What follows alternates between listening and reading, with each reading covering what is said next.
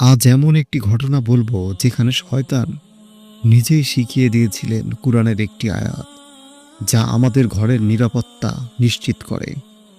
একবার রাসূলুল্লাহ সাল্লাল্লাহু আলাইহি ওয়াসাল্লাম আবু হুরায়রা রাদিয়াল্লাহু আনহুকে জাকাতের খেজুর পাহারা দিতে বললেন।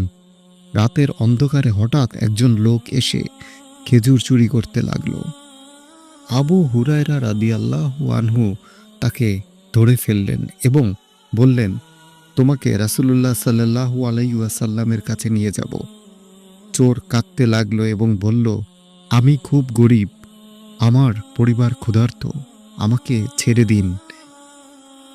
আবু হুরায়রা রাদিয়াল্লাহু আনহু তার প্রতি দয়া হলো এবং তিনি দয়া করে তাকে ছেড়ে দিলেন।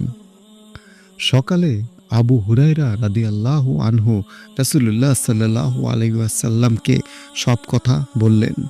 রাসূলুল্লাহ সাল্লাল্লাহু আলাইহি ওয়াসাল্লাম সব কথা শুনে তিনি বললেন, সে তোমাকে মিথ্যা বলেছে, সে আবারও আসবে।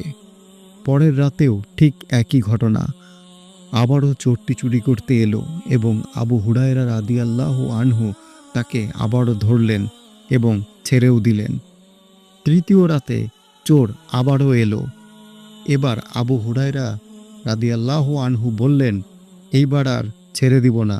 তখন চোর বলল, তোমাকে একটা উপকারী কথা বলি, রাতে ঘুমানোর আগে যদি তুমি আয়াতুল কুরসি পড়ো তাহলে শয়তান তোমার কাছে আসতে পারবে না।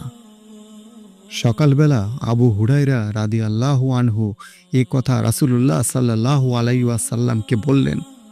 রাসূলুল্লাহ সাল্লাল্লাহু আলাইহি ওয়াসাল্লাম আবু হুরায়রা রাদিয়াল্লাহু আনহুর সব কথা শুনলেন এবং তিনি বললেন, সে তো মিথ্যাবাদী, কিন্তু এইবার সে সত্য বলেছে।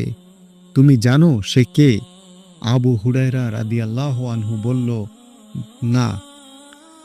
তখন রাসূলুল্লাহ সাল্লাল্লাহু আলাইহি ওয়াসাল্লাম বললেন, সে ছিল শয়তান।